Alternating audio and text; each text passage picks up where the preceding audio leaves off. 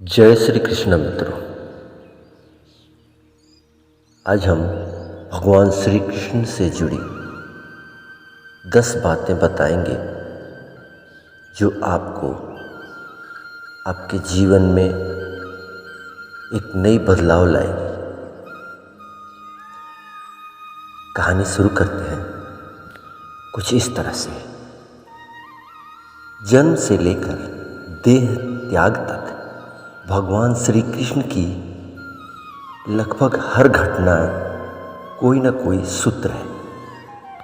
युद्ध भूमि पर दिया गया गीता का उपदेश संसार का श्रेष्ठतम ज्ञान माना जाता है।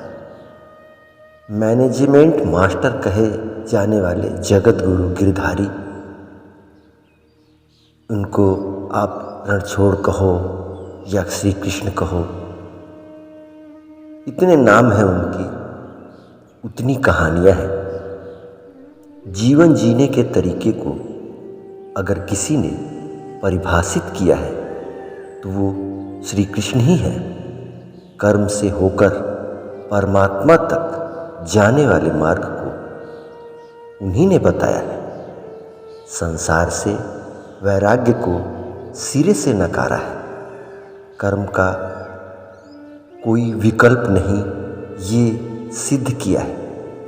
कृष्ण कहते हैं, मैं हर हाल में आता हूँ। जब पाप और अत्याचार या अहंकार होता है तब भी, और जब प्रेम और भक्ति का उजाला होता है तब भी, दोनों ही परिस्थितियों में मेरा आना निश्चित है। वैसे तो श्री कृष्ण का संपूर्ण जीवन ही एक प्रबंधन की कहानी है। जैसे सैकड़ों हजारों बार कहा जा और सुना जा चुका है।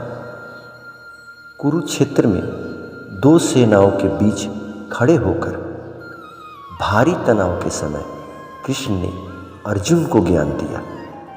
वो दुनिया का श्रेष्ठतम ज्ञान है। गीता का जन्म युद्ध के मैदान में 2 सेनाओं के बीच हुआ था। जीवन की श्रेष्ठतम बातें भारी तनाव और बदलाव में ही होती है। अगर आप दिमाग को शांत और मन को स्थिर रखने की कोशिश करें तो सबसे बुरी परिस्थिति में भी आप अपने लिए कुछ बेहतरीन निकाल पाएंगे। ये श्री कृष्ण सिखाते हैं। गीता पढ़ने से पहले अगर इसको समझ लिया जाए तो गीता पढ़ना सफल हुआ। श्री कृष्ण का जीवन ऐसी ही बातों से भरा पड़ा है। ज़रूरत है नज़रिए की। उनका जीवन आपके लिए माइथोलॉजी का एक मात्र हिस्सा ही है, हो सकता है, और आपका पूरा जीवन बदल कर रख देने वाला ज्ञान भी हो सकता है। आवश्यकता है हमारी, हम उसे जीवन में लाने का क्या चाहते हैं। कृष्ण मात्र कथाओं में पढ़ा या सुना जाने वाला पात्र नहीं है। वो चरित्र और व्यवहार में उतारे जाने वाले देवता हैं। कृष्ण ने जीवन जीने को श्रेष्ठ बताया है। कुछ 10 बातें हैं जो अगर व्यवहार में उतार ली जाए तो सफलता निश्चित मिलेगी। पहली बातें उन्होंने बताई, शुरू से अंत तक जीवन संघर्ष ही है। कारागृह में जन्म लेने के बाद रात में यमुना पार कर गोकुल ले जाया गया। तीसरे दिन पूतना को मारने की खबर आ गई। यहाँ से शुरू हुआ संघर्ष और देह त्यागने से पहले द्वारिका को डुबोने तक की कहानी। श्री कृष्ण का जीवन कहता है, आप कोई भी हो, संसार में आए हैं तो संघर्ष हमेशा रहेगा। जीवन जीने में आकर परमात्मा की सांसारिक चुनौतियों से बच नहीं सकते। श्री कृष्ण ने कभी किसी बात की शिकायत नहीं की। हर परिस्थिति को जिया और जीता भी है। श्री कृष्ण कहते हैं, परिस्थितियों से भागो मत, उनके सामने डटकर खड़े हो जाओ, क्योंकि कर्म करना ही मानव जीवन का पहला कर्तव्य है। हम कर्मों से ही परेशानियों को जीत सकते हैं। दूसरा बात उन्होंने बताई है, स्वस्थ जीवन में ही विजय है। श्री कृष्ण का बचपन माखन मिश्री खाते हुए गुजरा। आज भी भोग लगाते हैं हम इन्हीं चीज़ों से, लेकिन ये संकेत कुछ और है। आहार अच्छा हो, शुद्ध हो, बल देने वाला हो। बचपन में शरीर को अच्छा आहार मिलेगा तो ही इंसान युवा होकर वीर बनेगा। शरीर को स्वस्थ रखना ही तो बचपन से ध्यान देने की ज़रूरत है। ये पैरेटी के दौर से गुजर रहे युवाओं के लिए बड़ा मैसेज है।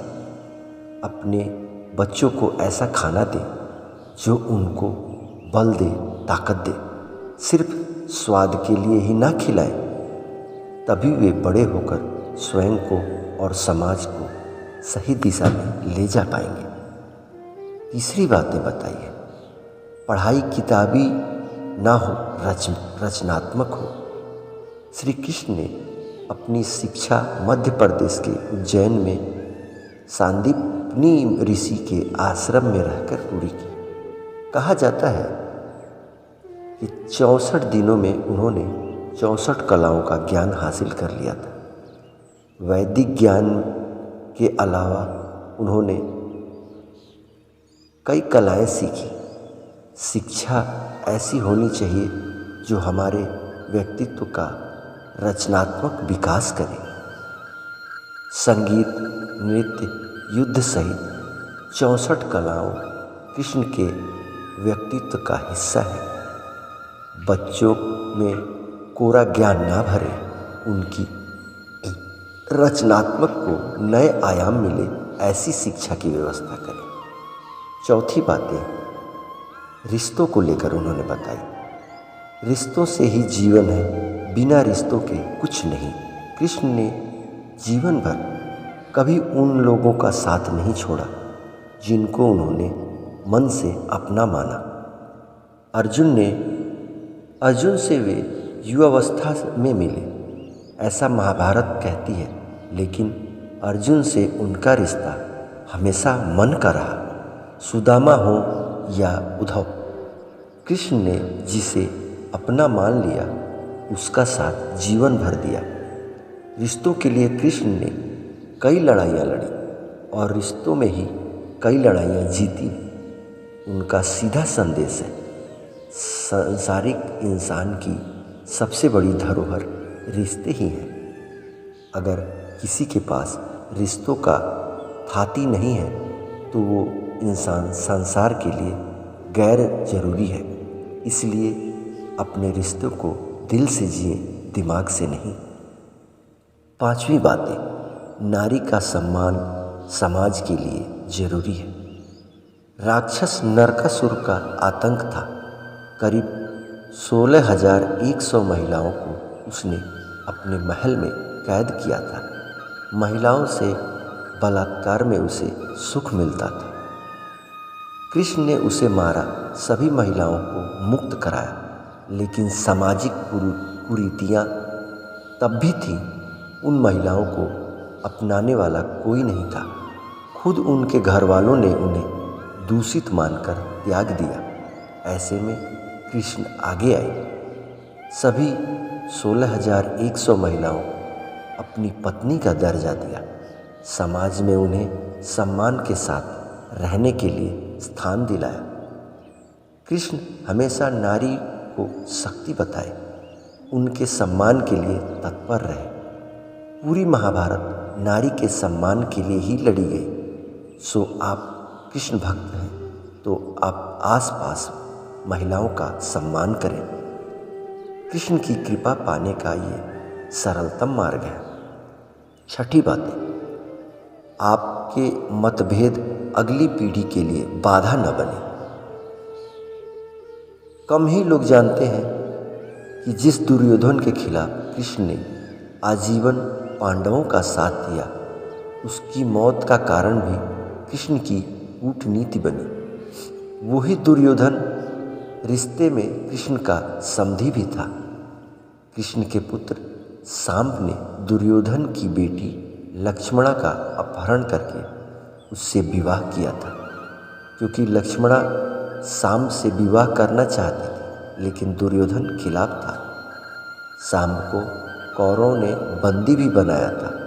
तब कृष्ण ने दुर्योधन को समझाया था कि हमारे मतभेद अपनी जगह हैं, लेकिन हमारे विचार हमारे बच्चों के भविष्य में बाधा नहीं बनने चाहिए। दो परिवारों से आपसी झगड़े में बच्चों के प्रेम का बलि न चढ़ाएं। कृष्ण ने लक्ष्मणा को पूरा सम्मान के साथ अपने यहाँ रखा।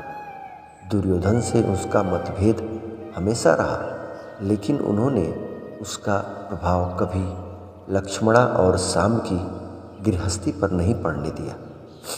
7वीं बातें, शांति का मार्ग ही विकास का रास्ता है। कृष्ण ने महाभारत युद्ध से पहले शांति में समझौता कराने के लिए पांडवों और कौरवों के बीच मध्यस्थता की। हालांकि दोनों ही पक्ष युद्ध लड़ने के लिए आतुर थे, लेकिन कृष्ण ने हमेशा चाहा कि कैसे भी युद्ध टल जाए। झगड़ों से कभी समस्याओं का समाधान नहीं होता। शांति के मार्ग पर चलकर ही हम समाज का रचनात्मक विकास कर सकते हैं। कृष्ण ने समाज की शांति से मन की शांति तक दुनिया को ये समझाया कि कोई भी परेशानी तब तक मिट नहीं सकती जब तक वहाँ शांति ना हो, फिर चाहे वो समाज हो या हमारा खुद का मन। शांति में ही सुख मिलता है, साधनों से नहीं। 8वीं बात, हमेशा दूरगामी परिणाम सोचें। महाभारत में जुए की घटना के बाद पांडवों को वनवास हो गया। कृष्ण ने अर्जुन को समझाया कि ये समय भविष्य के लिए तैयारी करने का है। महादेव शिव, देवराज इंद्र और दुर्गा की तपस्या करने को कहा। कृष्ण जानते थे कि दुर्योधन को कितना भी समझाया जाए, वो पांडवों को कभी उनका राज्य नहीं लौटाएगा। तब शांति और सामर्थ्य की जरूरत होगी। कर्ण के कुंडल कवच पांडवों की जीत के आड़े आएंगे, ये भी वे जानते थे। उन्होंने हर चीज़ पर बहुत दूरगामी सोच रखी। कोई भी फैसला तत्कालीन आवेश में नहीं लिया। हर चीज़ के लिए आने वाली पीढ़ियों तक का सोचा। यही सोच समाज का निर्माण करती है। 9वीं बात, हर परिस्थिति में मन शांत और दिमाग स्थिर रखें। पांडवों के राजसूय यज्ञ से शिशुपाल कृष्ण को अपशब्द कहता रहा। छोटा भाई था, लेकिन मर्यादाएं तोड़ दी।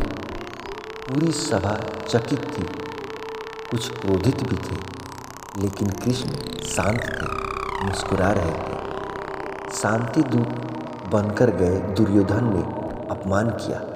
कृष्ण शांत रहे। अगर हमारा दिमाग स्थिर है, मन शांत है, तभी हम कोई सही निर्णय ले पाएंगे। आवेश में हमेशा हादसे होते हैं, ये कृष्ण सिखाते हैं। विपरीत परिस्थिति में भी कभी विचलित नहीं होने का गुण कृष्ण ने बेहतर तरीके से समझाया। 10वीं बात, लीडर बनिए, श्रेष्ठ बनने की होड़ से बचिए। कृष्ण ने दुनिया के राजाओं को जीता, जहाँ ऐसे राजाओं का राज था जो भ्रष्ट थे, जैसे जरासंध, लेकिन कभी किसी राजा का सिंहासन नहीं छीना। कृष्ण ने पूरे जीवन में कभी ऐसा नहीं हुआ कि उन्होंने किसी राजा को मारकर उसका शासन खुद लिया। जरासंध को मारकर उसके बेटे को राजा बनाया, जो चरित्र का अच्छा था। सभी जगह ऐसे लोगों को बिठाया जो धर्म को जानते थे। कभी किंग नहीं बने, हमेशा किंग मेकर की भूमिका में रहे। महाभारत युद्ध में भी खुद हथियार नहीं उठाया, पूरा युद्ध कूटनीति से लड़ा, पांडवों को सलाह देते रहे, लेकिन जीतने का श्रेय भीम और अर्जुन को दिया।